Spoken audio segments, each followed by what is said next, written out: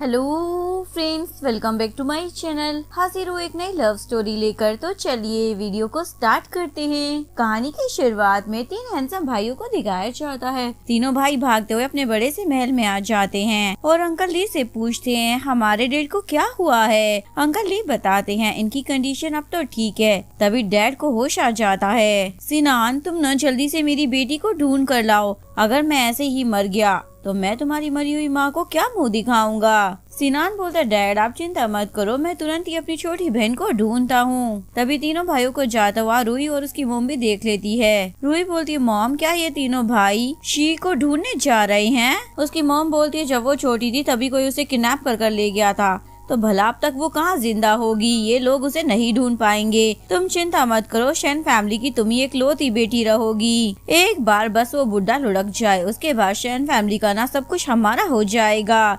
इधर वैन की मॉम जेन और उसके डैड को घर से बाहर धक्का दे देती है। जेन बोलती है, तुमने तो कहा था तुम जिंदगी भर मुझसे प्यार करोगे। उसकी मॉम बोलती है, मेरा बेटा जियांग चैंग कॉर्पोरेशन में ना सीनियर एग्जीक्यूटिव पोस्ट पर काम करेगा, तो अब इसकी शादी में किसी अमीर खानदान की लड़की से ही कराऊंगी। और तुम्हारा ये जो घटिया सा घर है ना, इसे हम कंपनसेशन के तौर पर रख रहे हैं, क्योंकि पास में इसने तुम्हारी बहुत ही ज्यादा हेल्प की है। जैन बोलते है, तुम लोग कितने ज्यादा बेशर्म हो, लेकिन वो लोग तो घर का दरवाजा बंद कर लेते हैं।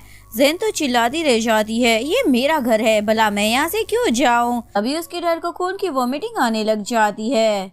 जैन अपने डैड को हॉस्पिटल लेकर जाने लगती है, लेकिन रास्ते में ही उसके डैड जमीन पर पड़ जाते हैं और उसे पैसे देकर बोलते हैं, तुम जियांग चैंग फैमिली में चली जाना और वहाँ पर अपने रिश्तेदारों को ढूंढना। ये बोलकर वो बेहोश हो जाते हैं। जैन तो दहाड़े मारकर रोने लग जाती है। उसी दौरान सिनान की गाड़ी वहाँ से गुजर रही होती है और वो जैन की रोने की आवाज सुनकर उसके पास आ जाता है। जैन उसे बोलती है, प्लीज मेरे डैड को बचा लो। नेक्स्ट सीन में उसके डैड हॉस्पिटल में होते हैं। उसे बताती है कि तुम्हारे डैड अब खतरे से बाहर हैं। जैन सिनान को बोलती है, शुक्रिया तुमने मेरे डैड को बचाया। मैं तुम्हारे ये एहसान चुकाने के लिए कुछ भी कर सकती हूँ, जो भी तुम मुझे कहोगे। तभी सिनान का उसके चेहरे पर एक निशान नजर आता है। वो याद करता है बचपन में उसकी छोटी बहन अपनी मोम के पास जाती है और बोलती है, मेरे फेस पर जो ये निशान है ना, मुझे बिल्कुल भी अच्छा नहीं लगता। उसकी मोम बोलती है, ये निशान तो ना तुम्हारी ब्यूटी को और भी ज्यादा बढ़ा रहा है। तुम चाहो तो अपने बड़े भाई सिनान से जाकर पूछ सकती हो। ये सब याद कर सिनान को लगता है शायद जैन ही उसकी बहन है और उसे पूछने लग जाता है, क्या तुम भी लिन जियाओ गाँव से हो? तो बोलती है, हाँ बचपन में ना मैं खो गई थी, उसके बाद जब से मेरे डैड को मैं मिली हूँ, मैं रिंजियाओ गांव में ही रहती हूँ। फ्लैशबैक में दिखाया जाता है उसे तो किडनैप किया गया होता है, लेकिन उसे कुछ भी याद नहीं था। सिनान उसे पूछने लग जाता है, क्या उससे पहले की लाइफ के बारे में तुम्हें कुछ भी याद है कि तुम्हारे 3 भाई थे? वो बोलती है, मुझे कुछ भी याद नहीं है। यह सुनकर सिनान को लगता है शायद उसकी बहन सच में ही बचपन में मर गई है। तभी सिनान को अंकल ली का कॉल आता है। अंकल ली उसे बोलते हैं, तुम्हारे डैड की कंडीशन अब बहुत ही ज्यादा खराब हो गई है, जल्द से जल्द ना अपनी बेटी से मिलना चाहते हैं। तभी सिनान के दिमाग में एक आइडिया आता है। बोलता है, मुझे मेरी बहन मिल गई है, डैड को बता दो। ये सुनकर स्टेप मॉम और स्टेप सिस्टर की तो होश ही उड़ जाते हैं। इधर सिद्धांत जैन को बता देता है, तुम्हें ना मेरी बहन बनकर मेरे घर में चलना होगा। जैन मना कर देती है, मैं झूठ नहीं बोल सकती। बोलता है, अगर तुम ऐसा करोगी ना तो तुम्हारे डैड के मेडिकल बिल का सारा खर्चा मैं उठाऊंगा और हर महीने तुम्हें 10,000 युआन भी दूंगा। उनका जैन सोचती है, मुझे उन दोनों कमीनों से अपना घर वापस लेना है, इसलिए मुझे पैसों की जरूरत तो पड़ेगी ही। ये सोचकर वो हाँ बोल देती है। सिनान बोलता है, तो अब से तुम्हारा नाम शी ही है, ये तुम्हारे छोटे भाई है और मैं तुम्हारा बड़ा भाई हूँ। जैन ओके बोल देती है। इधर अंकल ली डैड को बता देते हैं, आपकी खोई हुई बेटी ना यंग मास्टर को मिल चुकी है। डैड तो बहुत ही ज्यादा खुश हो जाते हैं। चलो जल्दी से जाकर ना बहुत सारे कपड़े और ज्वेलरी तैयार कर लो, इवन उसके लिए इस घर का सबसे बड़ा रूम साफ करवा दो। मेरी बेटी 20 सालों के बाद वापस घर आ रही है। अंकल ली के वहाँ से जाते ही रोई बोलने लग जाती है, डैड आपको इतना ज्यादा खुश होने की जरूरत नहीं है, क्या पता वो फेक लड़की हो। इतने सालों से हम उसे ढूंढ रहे थे, आज तक तो हमें नहीं मिली। और पूरे शहर को पता है कि शैन फैमिली अपनी खोई हुई बेटी को ढूंढ रहा है, तो कोई भी आपकी बेटी बनने का नाटक कर सकती है ना। तभी स्टेप मॉम बोलने लग जाती है, ये भी तो हो सकता है आपका बेटा आपकी बीमारी की वजह से आपको झूठ बोल रहा हो और किसी लड़की को आपकी बेटी बना कर लेकर आ जाए। ये सुनकर डैड तो बहुत ही ज्यादा सेट हो जाते हैं। इधर ये तीनों भाई अपनी बहन को घर लेकर आ जाते हैं। जैन इतना बड़ा घर देखकर शौक हो जाती है। घर के सारे नौकर चाकर उसे वेलकम बोल रहे होते हैं। ये देखकर जैन अपने भाई को बोलती है, क्या ये सारे तुम्हारे रिश्तेदार हैं? फैंग बोलता है, मेरी प्यारी बहन, ये हमारे रिश्तेदार नहीं है बल्कि घर के नौकर हैं। अगर तुम्हें कोई भी चीज की जरूरत हो ना तो इन्हें बोल देना। जैन तो शौक हो जाती है, क्या इतने सारे नौकर चाकर? सिनान उसे बोलता है, चलो अपना हाथ मुझे दो, हम दोनों साथ में अंदर चलते हैं। फ्लैशबैक में दिखाया जाता है बचपन में भी सिनान अपनी बहन को बोलता है, चलो मेरा हाथ पकड़ो, मॉम ने हमारे लिए बहुत ही ज्यादा डिलीशियस सा खाना बनाया है। प्रेजेंट में सिनान उसे घर के अंदर लेकर आ जाता है और घर के नौकर उसके सामने ज्वेलरी और कपड़े लेकर खड़े हो जाते हैं। सिनान उसे बोलता है, तुम्हें जो भी पसंद हो वो तुम ले लो, ये सारे तोहफे ना डैड की तरफ से तुम्हारे लिए हैं। फैंग बोलता है, डैड ने कभी तो हमें इस तरीके से ट्रीट नहीं किया। जैन कुछ कपड़े चूज कर लेती है। सिनान बोलता है, इसे ड्रेसिंग रूम में लेकर जाओ। जैसे ही जैन अपना हुलिया चेंज कर आती है, ये तीनों भाई तो उसे देखते रह जाते हैं। फैंग बोलता है, अगर तुम मेरी बायोलॉजिकल बहन ना होती तो पक्का मैं तो तुम पर फिदा ही हो जाता। तभी स्टेप मॉम भी डैड को लेकर वहाँ पर आ जाती है। स्टेप मॉम जैन को देखकर बोलती है, बिल्कुल डायन की तरह तैयार हो रखी है। डैड सिनान को बोलने लग जाते हैं, तुम्हारी हिम्मत कैसे हो गई इतनी इम्पोर्टेंट बात पर मुझसे झूठ बोलने की, और उसे चाटा मारने वाले होते हैं। लेकिन तभी जैन उसे साइड में कर अपने डैड को हक कर लेती है। डैड! ये तीनों भाई तो उसे बस देखते रह जाते हैं। जैन बोलती है, डैड देखो आपकी बेटी वापस आ गई है। डैड बोलते हैं, तुम तो बिल्कुल अपनी माँ जैसी दिखती हो। मेरी प्यारी बेटी तुम सच में वापस आ गई, मुझे जरा तुम्हें ध्यान से देखने दो। स्टेप मॉम बोलती है, क्या तुम्हारा दिमाग खराब हो गया है? ये लड़की तुम्हें फूल बना रही है, ये तुम्हारी बेटी नहीं है। इन तीनों भाइयों की तो बोलती ही बंद हो जाती है, अब हम क्या करेंगे? तभी जैन बोलती है, डैड इतने सालों के बाद मैं वापस आई हूँ और मुझ पर ही डाउट किया जा रहा है, और अपनी आंखों से झूठे आंसू बहाने लग जाती है। ये देखकर फैंग भी शौक हो जाता है, अरे वाह ये लड़की तो कमाल की एक्टिंग करती है। डैड बोलते हैं, इनकी छोड़ो, मैं ना बहुत ही ज्यादा खुश हूँ कि तुम वापस आ गई हो। स्टेप मॉम बोलती है, मैं ना तुम्हारी सेकंड मॉम हूँ, लेकिन तुम मुझे आंट बोलकर बुला सकती हो। तुम्हारे डैड ना बहुत ही ज्यादा बीमार रहते हैं, इसलिए उन्हें ना कभी कभी गुस्सा आ जाता है। जैन बोलती, डैड क्या आप बीमार हो? डैड बोलते, लेकिन अब मैं बिल्कुल ठीक हो गया हूँ, मेरी बेटी जो वापस आ गई है। और अंकल ली को बोलते हैं, 2 दिन के अंदर एक बैंकेट की तैयारी करो, मैं पूरे शहर को अनाउंस कर दूंगा कि मेरी बेटी वापस आ गई है। अंकल लियो के बोलकर चले जाते हैं। जैन बोलती है, डैड आप कितने ज्यादा अच्छे हैं। तभी जैन को छींक आ जाती है। वो सोचती है, पता नहीं कौन मुझे गाली दे रहा है। रूही तो मुंह सड़ाकर वहाँ से चली जाती है। डैड जैन को बोलते हैं, मैंने तुम्हारे लिए 2nd फ्लोर पर सबसे बड़ा रूम तैयार करवा दिया है, उसमें ना सूरज की रोशनी भी आती है, इवन तुम्हारे लिए सबसे महंगे कपड़े और ज्वेलरी भी मंगवा दी है, और अगर तुम्हें किसी भी चीज की जरूरत हो तो मुझे बता देना, तुम्हारे डैड ना तुम्हारे लिए सब कुछ खरीद देंगे। और उसे एक वॉच देते हैं, ये तुम्हारी मॉम की थी जो मैं तुम्हें दे रहा हूँ। उसमें उनकी बेटी की बचपन की फोटो उनकी वाइफ के साथ लगी हुई होती है। ये देखकर जैन सोचती है, ये कितना अच्छा आदमी है, लेकिन मैं कितनी बुरी हूँ, मैंने इनसे झूठ बोला कि मैं इनकी बेटी हूँ। और बोलती है, डैड थैंक यू, मुझे ना काफी ज्यादा पसंद आया। इसके बाद सिनान उसे रेस्ट करने के लिए लेकर चला जाता है। स्टेप मॉम डैड को भड़काने लग जाती है, तुम्हें इस लड़की पर ना भरोसा नहीं करना चाहिए, ये पक्का फेक है।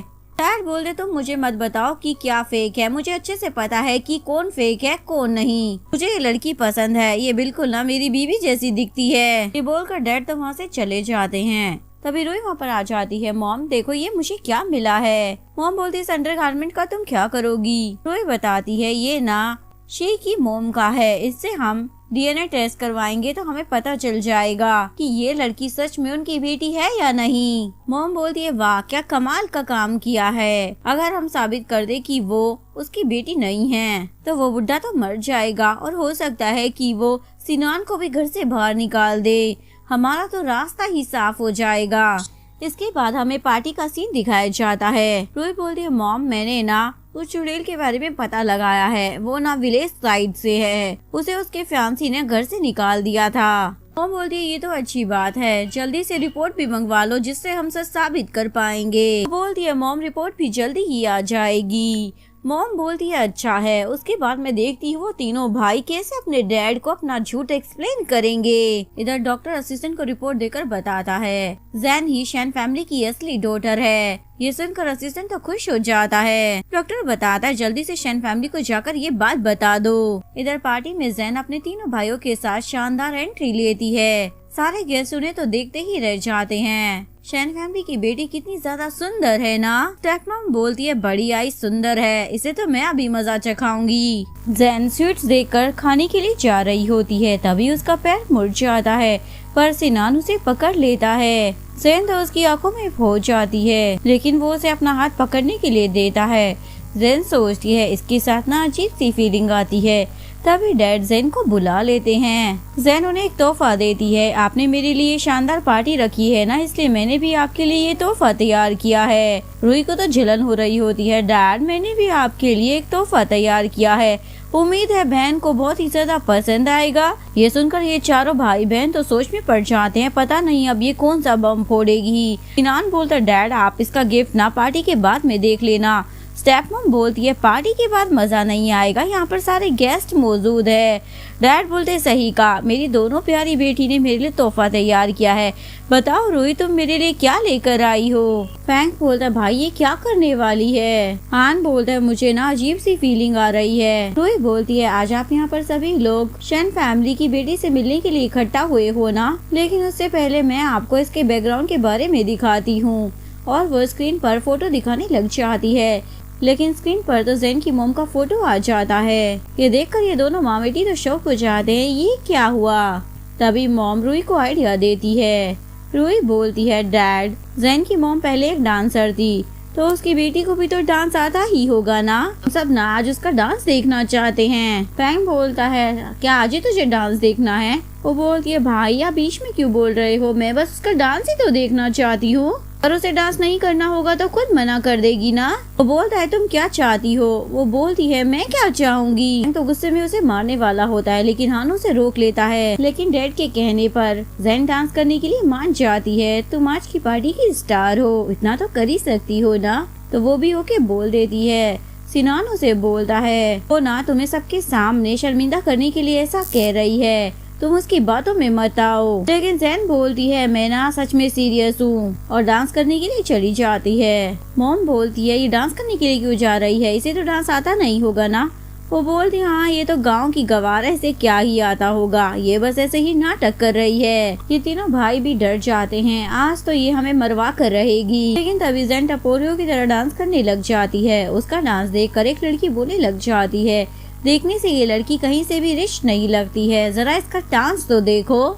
स्टेपमॉम बोलती है मैंने तो पहले ही कहा था गांव की गवार गांव की ही रहेगी ना, इसे कहाँ अमीरों के डांस के बारे में पता होगा। सभी गेस्ट जैन पर हंसने लग जाते हैं। ये देखकर वो रुक जाती है। देखकर सिनान उसके पास आता है और बोलता है तुमने ना बहुत ही ज्यादा अच्छा डांस किया। फैंग और हान भी उसका साथ देने के लिए वहाँ पर आ जाते हैं, जिसके बाद ये चारों भाई बहन मिलकर साथ में डांस करते हैं। रूही और स्टेपमॉम तो उन लोगों को ऐसे देखकर जल भून रहे होते हैं। फैंग तो अपने डैड को भी डांस करने के लिए बुला रहा होता है। अंकल ली डैड को मना करते हैं, अभी तो आप हॉस्पिटल से डिस्चार्ज हुए हैं। डैड बोलते हैं मेरे चारों बच्चे डांस कर रहे हैं तो मैं भला जाकर इस खुशी में शामिल क्यों नहीं होऊंगा। उसके बाद डैड भी आकर डांस करने लग जाते हैं, लेकिन तभी स्टेप मॉम म्यूजिक बंद करा देती है। डैड पूछते हैं क्या हो गया, तुमने म्यूजिक क्यों बंद करा दिया। स्टेप मॉम बोलती है ये लड़की ना शैन फैमिली की असली बेटी नहीं है, इसे तो इसके फैंसी ने घर से बाहर निकाल दिया है और इसके डैड हॉस्पिटल में एडमिट है। ये यहाँ पर हम सबको फूल बना रही है। तीनों भाई बोलने लग जाते हैं आप बिना एविडेंस के इसके ऊपर ऐसा इल्जाम नहीं लगा सकती हैं। स्टेपमॉम बोलती है मैंने ना पैटर्निटी टेस्ट करवाया है। ये सुनकर जैन तो बहुत ही ज्यादा डर जाती है। सिनान उसे बोलता है तुम डरो मत, मैं तुम्हारे साथ हूँ। रूही बोलती है डैड मैं भी बहुत ज्यादा खुश थी कि मेरी छोटी बहन आ गई है, लेकिन ये तो शैन फैमिली का पैसा ठगने के लिए आई है और सिनान ने ना आपसे झूठ बोला है। डैड सोचते हैं अगर ये मेरी बेटी नहीं है तो ये मेरी वाइफ की तरह दिखती कैसे है। जैन सोचती है डरने का टाइम नहीं है और वो रूही को बोलती है तुम मेरे वापस आने से डर गई हो ना, इसीलिए ऐसी बातें बोल रही हो। हैंक बोलता है मेरी बहन है एकदम सही बोल रही है। हान बोलता है डैड देखिए ये बिल्कुल मॉम की तरह दिखती है, तो भला ये हमारी बहन क्यों नहीं होगी। स्टेप मॉम बोलती है ये ऐसे नहीं मानने वाली, लगता है इसे कब्र में दफनाना ही पड़ेगा। मैं ना तुम्हारे डैड से बहुत ही ज्यादा प्यार करती हूँ, अगर सच में तुम उनकी बेटी होती तो मैं तुम्हें सर आंखों पर रखती, लेकिन तुम तो नकली हो, ये मैं बिल्कुल भी बर्दाश्त नहीं करने वाली। मिस्टर शेन आपको इनकी बातों में और बेवकूफ बनने की कोई जरूरत नहीं है। ये देखो ये तीनों लड़के अभी भी इसके भाई बनने की एक्टिंग कर रहे हैं। सिनान बोलता है आप ना कुछ ज्यादा ही बोल रही हैं। डैड बोलते हैं सिनान सच बताओ सच क्या है। सिनान उन्हें कुछ बोलने ही वाला होता है, लेकिन डैड उसे चाटा मार देते हैं। मैंने तुम पर भरोसा किया लेकिन तुमने मुझे धोखा दिया, लगता है मैं मरते दम तक अपनी बेटी को नहीं देख पाऊंगा। तभी हान बोलता है डैड मैं आपको ना सच बताने ही वाला था, लेकिन हमें आपकी चिंता थी। डैड बोलते हो तो तुम भी मिले हुए हो, सबने मिलकर मुझे धोखा दिया है, दफा हो जाओ यहाँ से। स्टेप मॉम तो खुश हो जाती है, अच्छा वह ये तीनों यहाँ से निकल जाएंगे। और ज़ेन को सुनाने लग जाती है अब तुम खड़े खड़े क्या देख रही हो, तो क्या अभी भी तुम्हें पैसे चाहिए, पैसे लेकर निकलोगी क्या। रूही तो उसे धक्का मार देती है, क्या तुम्हें सुनाई नहीं दे रहा है या तुम्हारे कान बंद हो गए हैं। सिनान बोलता है ज़ेन मुझे माफ कर दो, ये सब कुछ मेरी वजह से हो रहा है। अभी असिस्टेंट आकर बोलता है पैटर्निटी टेस्ट रिपोर्ट आ गई है। सभी लोग उस रिपोर्ट को ढूंढने लग जाते हैं। मॉम खुश होकर वो रिपोर्ट डैड को दे देती है, इससे तुम्हें सच पता लग जाएगा। डैड उस रिपोर्ट को देखने लग जाते हैं। तभी हान आकर उनके हाथ से वो रिपोर्ट नीचे गिरवा देता है। सभी लोग उस रिपोर्ट को पकड़ने लग जाते हैं, पर वो रिपोर्ट एक टेबल के नीचे जाकर गिर जाती है। डैड बोलते जल्दी से उस रिपोर्ट को लेकर आओ। असिस्टेंट उस रिपोर्ट को निकालने में लग जाता है। सिनान बोलता है डैड उस रिपोर्ट को देखने की क्या जरूरत है, यही आपकी बेटी है। स्टेप मॉम बोलती है ये लोग तुमको फूल बना रहे हैं, एक बार रिपोर्ट को बाहर आ जाने दो, सबको सच पता लग जाएगा। रूही भी ज़ेन को सुनाने लग जाती है। ज़ेन बोलती है क्या मैं यहाँ से भाग जाऊँ। सिनान उसे बोलता है ऐसा कुछ भी करने की जरूरत नहीं है। स्टेप मॉम बोलती है हमने 7 सालों से तुम्हें पाला है, लेकिन उसके बावजूद भी तुम इस लालची लड़की का साथ दे रहे हो, तुम्हें शर्म नहीं आ रही, क्या तुम्हें इससे प्यार हो गया है। हान बोलता है आप बड़े भाई के बारे में ऐसे बोल भी कैसे सकती हैं। रूही बोलती है मेरी मॉम ने एकदम सही बोल रही है, तुम्हारे बड़े भाई की ना नीयत ही खराब लग रही है। फैंग को तो गुस्सा आ जाता है, लेकिन तभी डैड चिल्लाकर सबको चुप करा देते हैं। तुम तीनों कमीने यहाँ पर आकर नील डाउन होकर माफी मांगो। डैड तीनों को बोलते हैं तुम तीनों को ना अपना बुत्था दिखाने की कोई जरूरत नहीं है, दफा हो जाओ मेरी नजरों के सामने से। सिनान बोलता है इनमें इन दोनों की कोई गलती नहीं है, आप मुझे सजा दे दीजिए। डैड बोलते हैं अभी भी तुम्हारी जवान चल रही है, भूल गए शैन फैमिली ने तुम्हें अडॉप्ट किया था। सोचो जरा मेरी बीवी को कैसा लगेगा जो तुम्हें इस घर में लेकर आई थी, अगर वो जिंदा होती तो तुम्हारी इन हरकतों को देखकर दोबारा मर जाती। सिनान बोलता है मैंने झूठ भी तो आप ही के लिए बोला था ना, क्योंकि आपकी हेल्थ ठीक नहीं थी और आप जल्द से जल्द अपनी बेटी से मिलना चाहते थे। डैड बोलते हैं तुम मुझसे जवान लड़ा रहा है और उनकी सांसें फूल जाती है। मॉम बोलती है यानी कि तुम मानते हो कि तुमने झूठ बोला था, मुझे तो पहले से ही पता था ये शैन फैमिली को धोखा दे रहा है। फैंग बोलता है बड़े भाई ने आपको धोखा नहीं दिया है, अगर सच में वो आपको धोखा दे रहे होते तो एंड तक यहाँ पर क्यों टिकते।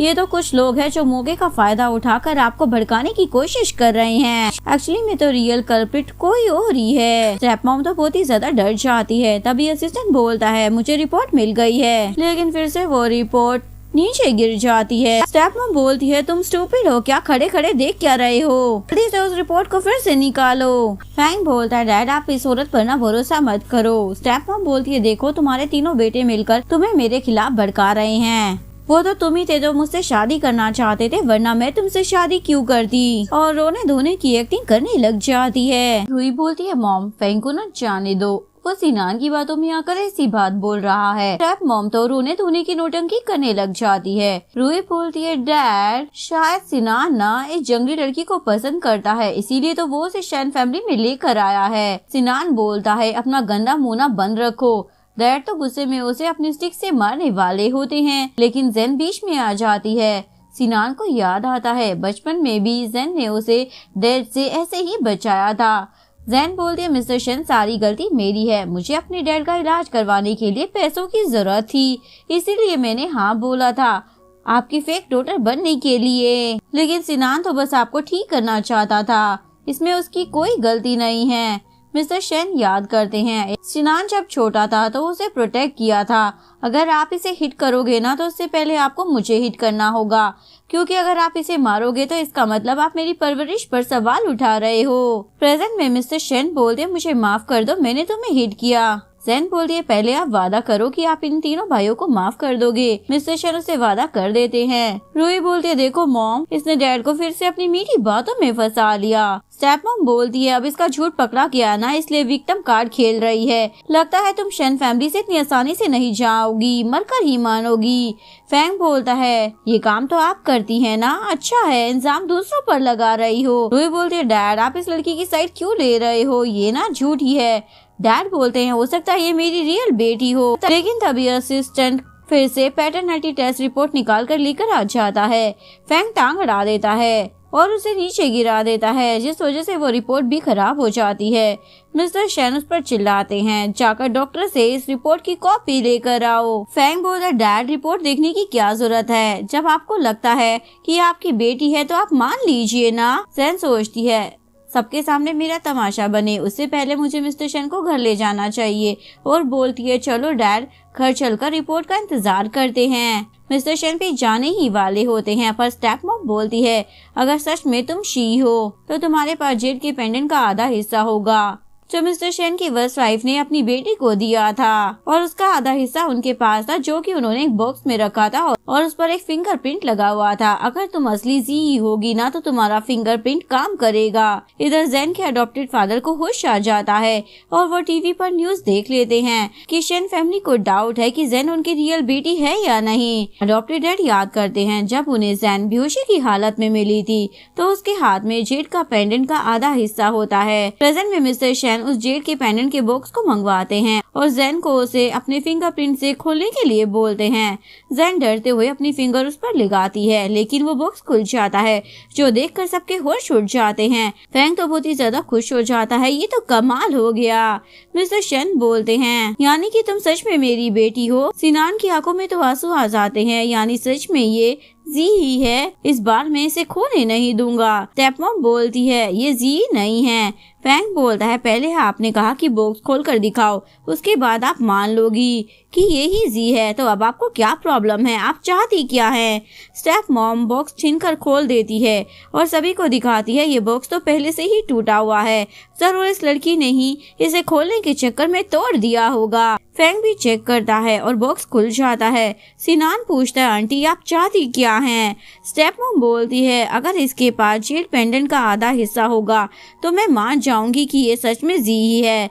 जैन याद करती है, सेम ऐसा ही जेड उसके पास भी था, पर वो उसने अपने डैड को रखने के लिए दे दिया था। सिनान पूछता है, जैन क्या तुम्हारे पास ये जेड पेंडेंट है? रूही बोलती है, इस गरीब के पास कहाँ होगा, ये मजाक कर रही है। जैन बोलती है, मेरे पास ये पेंडेंट है पर मैंने डैड को दे दिया था। इधर जैन के डैड भी हॉस्पिटल से उसी के पास आ रहे होते हैं। इधर रूही बोलती है, अगर मैं होती तो इतनी कीमती चीज को ना हमेशा अपने पास ही रखती। जैन बोलती है, मैं सच बोल रही हूँ, वो पेंडेंट ना मेरे पास है। फैंग बोलता है, तो तुम अंकल को कॉल कर उस पेंडेंट के बारे में पूछ लो ना। जैन अपने डैड को कॉल करती है और पूछती है, डैड आप ठीक तो हो ना? वो बोलते हैं, हाँ मैं बिल्कुल ठीक हूँ। जैन बोलती है, आपको याद है मैंने आपको एक पेंडेंट रखने के लिए दिया था? डैड बोलते हैं, हाँ वो मैं तुम्हारे पास ही लेकर आ रहा हूँ। तभी फोन कट जाता है और जैन ये बात सुन नहीं पाती। डैड फिर से अपनी बेटी को कॉल करने की कोशिश करते हैं, लेकिन उनका फोन डेड हो चुका होता है, इसलिए वो नर्स से फोन मांगते हैं, प्लीज मुझे एक बार अपना फोन यूज करने दो।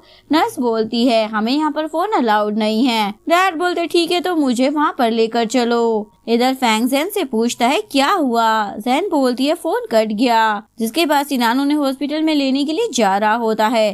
तभी स्टेपमॉम उसे रोक लेती है, अपनी एनर्जी और टाइम वेस्ट मत करो, वो एक फ्रॉड है। सिनान बोलता है, आपके पास क्या सबूत है? तभी रूही जैन के एक्स बॉयफ्रेंड वैन और उसकी मोम को वहाँ पर बुला लेती है। वैन भी अपनी पैंट को ऊपर खिसकाते हुए एंट्री मारता है। सिनान पूछता है क्या इसने ही तुम्हें और अंकल को घर से बाहर निकाल दिया था? जेन हाँ बोल देती है। हान बोलता है तुम लोगों को यहाँ पर किसने इनवाइट किया है? ये शेन फैमिली की पार्टी है। वैन की मॉम बोलती है यहाँ पर ना हम इस बिच को लेने आए हैं जो शेन फैमिली की बेटी बनने का प्रिटेंड कर रही है। वैन बोलता है सही कहा। स्टेप मॉम पूछती है तुम इन दोनों मोनू को कहाँ से उठा कर लेकर आई हो? रूही बोलती है मॉम मुझे क्या पता था ये दोनों बद दिमाग है।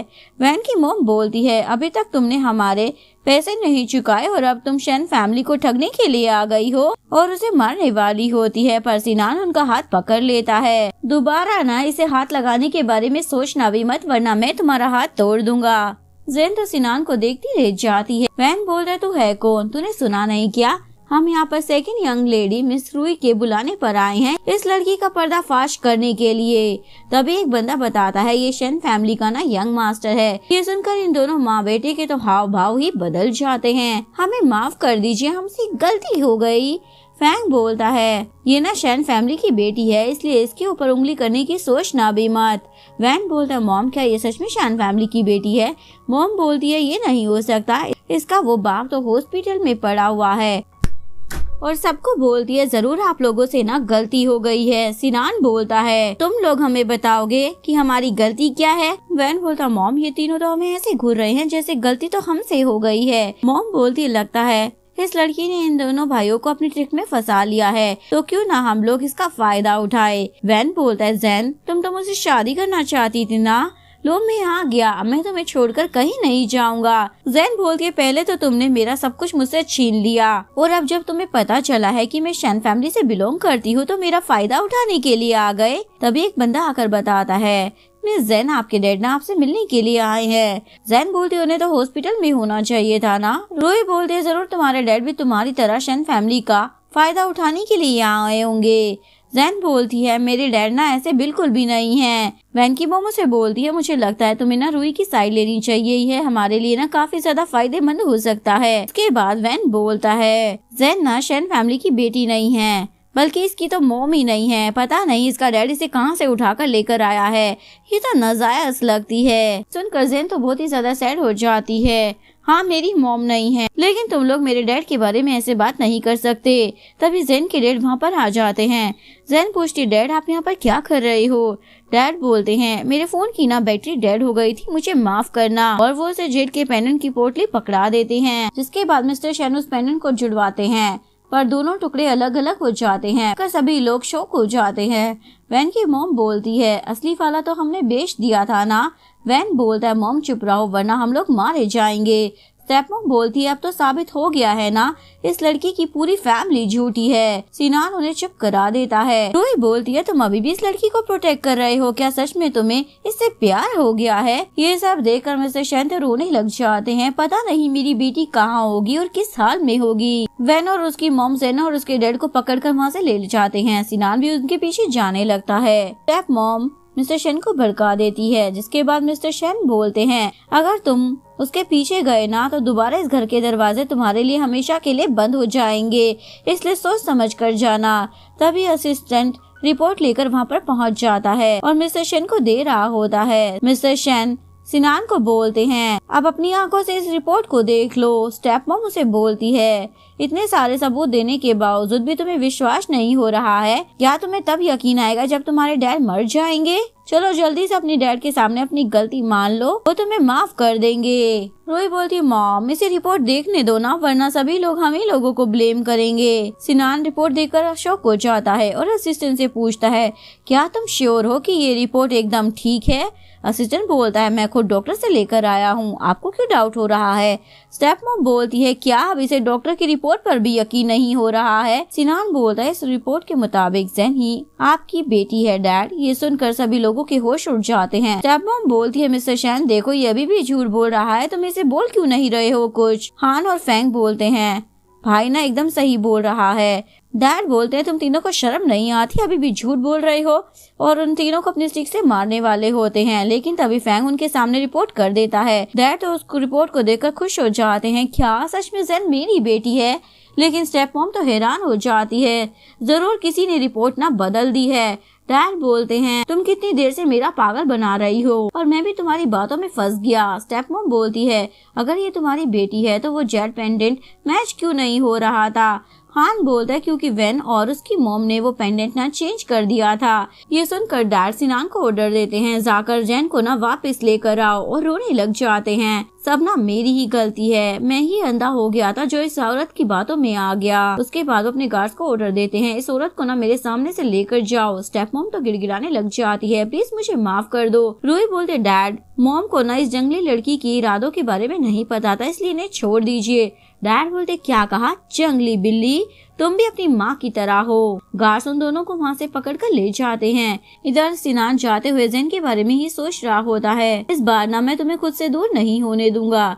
इधर ये दोनों माँ बेटे उस जैन के पेंडेंट को वापस खरीद कर लेकर आ जाते हैं और सोचते हैं इसे ना हम मिसेस चैन को बेच देंगे, उसके बाद उनसे 50 मिलियन मांगेंगे और अमीर हो जाएंगे। ये सोचकर दोनों माँ बेटे खुश हो रहे होते हैं। वैन और उसकी मॉम ने एक रूम में बंद कर रखा होता है तभी वो दोनों वहाँ पर आ जाते हैं। जैन बोलती है प्लीज मेरे डैड को कुछ खाने के लिए दे दो, इनकी तबीयत खराब है और खराब हो जाएगी। वैन बोलता है क्या तुम खुद को अभी भी शैन फैमिली की बेटी समझ रही हो क्या, मुझे ऑर्डर दे रही हो। जैन बोलती है मैं तुमसे रिक्वेस्ट कर रही हूँ। वैन बोलते क्या कहा मैंने सुना नहीं, जरा एक बार और बोलो। जिसके बाद जैन चिल्लाकर बोलती है मेरे डैड को ना खाने के लिए दे दो, मैं तुमसे भीख मांग रही हूँ। वैन बोलता है ये हुई ना बात और उसे खाना ला कर देता है। जैन बोलते ये तो मुर्गियों का खाना है।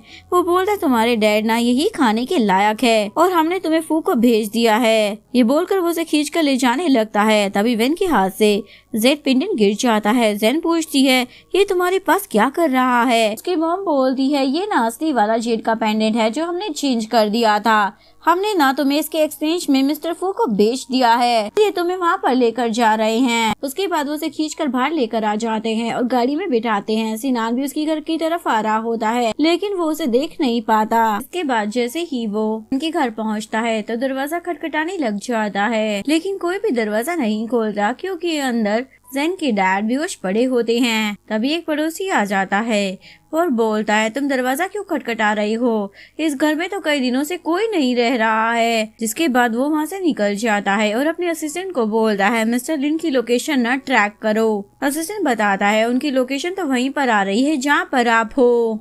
ये सुनकर सिनान कार तुरंत रोक देता है। इधर जैन एक रूम में बंद होती है, वो वहाँ से निकलने की कोशिश करती है तभी उसके हाथ से कांच का गिलास नीचे गिरकर टूट जाता है तो वो एक कांच का टुकड़ा अपनी रस्सी काटने के लिए उठा लेती है। तभी फू रूम में आ जाता है और ग्लास को टूटा हुआ देखकर पूछने लग जाता है तुम क्या कर रही थी। वो बोलती है मैं तो बस पानी पीने की कोशिश कर रही थी। वो बोलता है झूठ मत बोलो, तुम यहाँ से भागने की कोशिश कर रही थी ना, अगर मैं अपनी रस्सी खोलकर यहाँ से भाग भी जाती तो एक लड़की हूँ, तुम तो मुझे पकड़ ही लेते ना। वो बोलता है तुम सही कह रही हो, चलो कुछ अच्छा टाइम स्पेंड कर लेते हैं। जैन तो बहुत ही ज्यादा डर जाती है। इधर सिनान मिस्टर लिन के घर का दरवाजा तोड़कर अंदर आ जाता है और उन्हें ढूंढ लेता है। मिस्टर लिन बोलते अच्छा हुआ तुम आ गए, जल्दी से जाकर मेरी बेटी को बचा लो। सिनान पूछता है कि आपको पता है वो लोग उसे कहाँ लेकर गए हैं। डैड बोलते हैं वो ना उसे मिस्टर फू के पास लेकर गए हैं, मुझे उसके घर का एड्रेस पता है, मुझे अपने साथ लेकर चलो, मैं तुम्हें बता दूंगा। जिसके बाद वो उन्हें अपनी गाड़ी में बिठा लेता है। इधर जैन मिस्टर फू को धक्का मार देती है, बेचारी की टूई में कांच चुभ जाता है। इसी मौके का फायदा उठाकर जैन वहाँ से भागने लगती है। बाहर इन लोगों की पार्टी चल रही होती है। वैन उसे आता हुआ देखकर उसे एक चाटा मार देता है। अरे हिम्मत कैसे हो गई यहाँ से भागने की। तभी फू भी बाहर आ जाता है और उसे बोलता है तुम्हारी हिम्मत कैसे हो गई मेरी वुमेन को चाटा मारने की। वो बोलता है प्लीज मुझे माफ कर दो। वो बोलता है अंदर तुम्हें अकेले में अच्छा नहीं लग रहा था ना, चलो यहाँ पर सबके सामने रोमांटिक टाइम स्पेंड करते हैं। वो बोलती है अगर तुमने मुझे टच भी किया ना तो सैन फैमिली तुम्हें छोड़ेगी नहीं। फैन बोलता है आपको ना इसकी बातों पे आने की जरूरत नहीं है, ये इसकी माँ नहीं है और इसका बाप मरने वाला है, पता नहीं ये खुद को समझती क्या है। वो तो उसके साथ वहीं पर बदतमीजी करने लग जाता है। तभी सिनान अपने गार्ड्स के साथ वहाँ पर हीरो की तरह एंट्री मारता है और उसके गार्ड मिस्टर फू को पकड़ लेते हैं। वो बोलता है तुम हो कौन, तुम्हें मालूम भी है मैं कौन हूँ। सिनान तो पहले उसे एक चाटा मारता है और फिर किक मारता है और उसके बाद उसकी गर्दन पकड़ लेता है। वो बोलता है प्लीज मुझे माफ कर दो। तभी डैड आकर बोलते हैं मेरी प्यारी बेटी तुम ठीक तो हो ना। वो बोलती है सिनान ने टाइम पे आकर मुझे बचा लिया। वैन तो डर की मारी वहाँ से बचकर निकल रहा होता है लेकिन तभी गार्ड उसे पकड़ लेता है। उसकी मॉम बोलते तुम अपनी मॉम को छोड़कर कहाँ जा रहे थे, क्या तुम्हें मेरी बिल्कुल भी पड़ी नहीं है। सिनान उसके पास आता है। वो बोलता है यंग मास्टर मुझसे गलती हो गई, मुझे माफ कर दो। वो बोलता है क्या तुम मिस्टर शेन हो। सिनान बोलता है ओ क्या गलती से तुमने शेन फैमिली की बेटी को पकड़ लिया। बोलता है ये शेन फैमिली की बेटी नहीं है, आपको तो पता है ना पेंडेंट मैच भी नहीं हुए थे। तभी सिनान उन्हें डीएनए टेस्ट रिपोर्ट दिखाता है, ये देखो ये ना शेन फैमिली की ही बेटी है। जैन बोलती है डैड क्या सच में मैं उनके घर की बेटी हूँ। वो बोलते हैं हाँ अब मैं सुकून से मर सकता हूँ क्योंकि तुम्हें तुम्हारा परिवार मिल गया है। फू तो इन दोनों माँ बेटे पर भड़कने लग जाता है, तुम दोनों ने मिलकर मुझे फूल बनाया, तुम लोगों की वजह से आज मैं मारा जाता। बोलता है मिस्टर शेन मुझे माफ कर दो, इन दोनों माँ बेटे को ना मैं सबक सिखा दूंगा, ना मुझ पर छोड़ दो। वैन बोलता है तुम हमारे साथ धोखा कैसे कर सकते हो। फू बोलता है शुरुआत तो तुमने ही की थी। तभी सिनान वैन को घुटनों के बल बिठा देता है। उसके बाद वो जैन को बोलता है क्या तुम्हें याद है मैंने जो तुम्हें मूव सिखाए थे। फ्लैशबैक में दिखाया जाता है बचपन में उसने उसे प्रोटेक्ट करने के लिए कुछ मूव सिखाए होते हैं। जैन बोलती है तो तुम ही मेरे ब्रदर हो। वो बोलता है अच्छा तो तुम्हें सब याद आ गया है। तो वो हाँ बोल देती है। सिनान बोलता है इन लोगों ने तुम्हारे साथ बहुत ही बुरा किया है इसलिए तुम इन्हें छोड़ना मत, तुम जो चाहो इनके साथ सलूक कर सकती हो। जिसके बाद जैन उसकी चटनी बना देती है। उस बेचारे की तो हालत ही खराब हो जाती है। सिनान उसे बोलता है इसने तुम्हारा जो कर्जा वापस करना था ना, पर तुमने जो हरकत की है ना उसके बाद सब कुछ सेटल डाउन हो गया है, इसलिए अब इसके ऊपर तुम्हारा कोई उधार नहीं है, समझे तुम। उसके बाद वो वैन की मॉम से जेड का पेंडेंट ले लेता है और अपने आदमियों को बोलता है इसे ना पिक का खाना खिलाओ 7 दिनों तक। वैन की मॉम बोलती है इससे मेरा क्या होगा, पर गार्ड्स उसे वहाँ से ले जाते हैं। इसके बाद वो मिस्टर फू को बोलता है अब तुम्हारा क्या करना है। बोलता है मैंने तो माफी मांग ली है ना, तो मुझे माफ कर दीजिए। जैन बोलती है अगर आज ये टाइम पर नहीं आता ना तो तुम तो मुझे नोच खाते। सिनान तुम इसे ना जाने मत देना। जिसके बाद सिनान अपने आदमियों को बोलता है इसे तो पुलिस स्टेशन छोड़ाओ। उसके बाद सिनान जैन को बोलता है चलो मेरे साथ घर चलो। जैन बोलती है मेरे डैड की तबीयत ठीक नहीं है, मैं कुछ टाइम तक ना उनके साथ विलेज में रहना चाहती हूँ, तुम वापस चले जाओ, कुछ दिनों के बाद मैं भी आ जाऊंगी। सिनान बोलता है मैं भी ना तुम्हारे साथ गांव में ही रहूंगा। वो बोलते तुम यहाँ पर कैसे रह पाओगे, यहाँ पर कोई सुख सुविधा नहीं है। वो बोलता है मैंने कहा ना मैं तुम्हें लेकर जाऊंगा। डैड बोलते ठीक है तो तुम जैन के रूम में सो जाना, ये बेड पे सो जाएगी, तुम फ्लोर पर सो जाना। जैन तो शर्मा जाती है। सिनान को तो मजे आ रहे होते हैं। रात में सिनान उसे उसका जेड का पेंडेंट वापस कर देता है। जैन तो शर्मा कर लेट जाती है और सोचती है मुझे ये अजीब सी फीलिंग क्यों आ रही है। सिनान सोचता है इतना ज्यादा शर्मा क्यों रही है, ये सो क्यों गई, क्या ये मुझसे कुछ बात नहीं करना चाहती, कितने सालों के बाद हम मिले हैं। अभी जैन उठ जाती है। सिनान उसे देखकर सोने की एक्टिंग करता है। जैन का पैर स्लिप होता है और वो उसके ऊपर गिर जाती है। वो बोलती है सॉरी मैं गलती से गिर गई। वो बोलता है क्या तुम वॉशरूम जा रही थी, तो वो हाँ बोल देती है। वो बोलता है ठीक है तो मैं भी तुम्हारे साथ चलता हूँ। फ्लैशबैक में दिखाया जाता है बचपन में वो उसके पास आती है और बोलती है मुझे ना अंधेरे से डर लगता है, प्लीज तुम भी मेरे साथ चलो ना, मुझे वॉशरूम जाना है। प्रेजेंट में वो सोच रही होती है क्या ये सब कुछ एक सपना है। बोलता है क्या हुआ तुम्हें। वो बोलती है कुछ नहीं। नेक्स्ट मॉर्निंग जैसे ही वो उठकर बाहर आती है तो देखती है सिनान उसके डैड की काम में हेल्प कर रहा होता है। वो बोलती है तुम्हें ये सब करने की क्या जरूरत थी। वो बोलता है मैंने तो तुम्हारे लिए ब्रेकफास्ट भी बनाया है। डैड बोलते हैं इसने मुझे बताया ये तुम्हारा बायोलॉजिकल भाई नहीं है, तो तुम इसके साथ आगे सेटिंग करने का सोच सकती हो।